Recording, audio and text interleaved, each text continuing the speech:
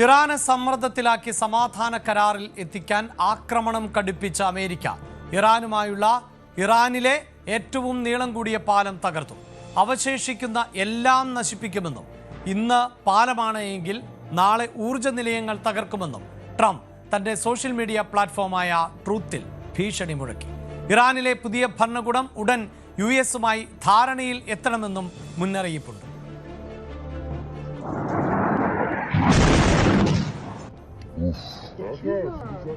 چه صدا دیدین وقتی نزدیک میزنه اینجوریه صدا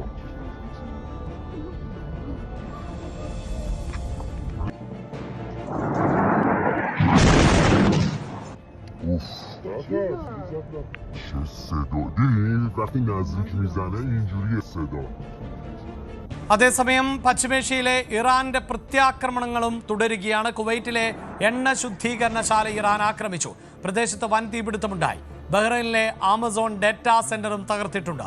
ഒരു F-35 വിമാനം വെടിവെച്ചിട്ടു എന്നാണ് IRGC അവകാശപ്പെടുന്നത്. ഇതിനിടെ ഹോർമോസ് കടലിടുക്ക ഉടൻ തുറക്കണം എന്നാവശ്യപ്പെട്ട് ബഹ്റൈൻ സമർപ്പിച്ച പ്രമേയത്തിലെ വോട്ടെടുപ്പ് നാളേക്ക് മാറ്റിവെച്ചിട്ടുണ്ട്.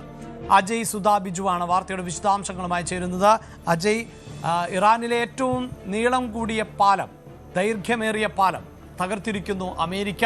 വരാനിരിക്കുന്നത് ഇത്തരത്തിലുള്ള നിർമ്മിതികളിൽ മേലുള്ള ആക്രമണം ആണ് എന്ന സൂചന കൂടിയാണോ അമേരിക്ക നൽകുന്നത്?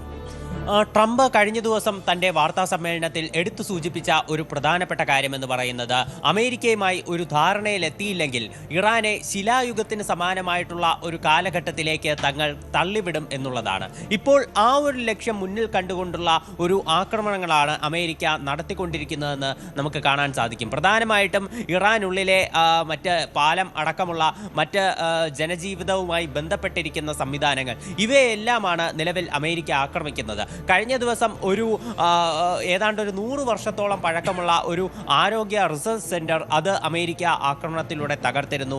നിരവധി അലുമിനിയം ഫാക്ടറികൾ ആക്രമിച്ച് തകർത്തു. അതുപോലെ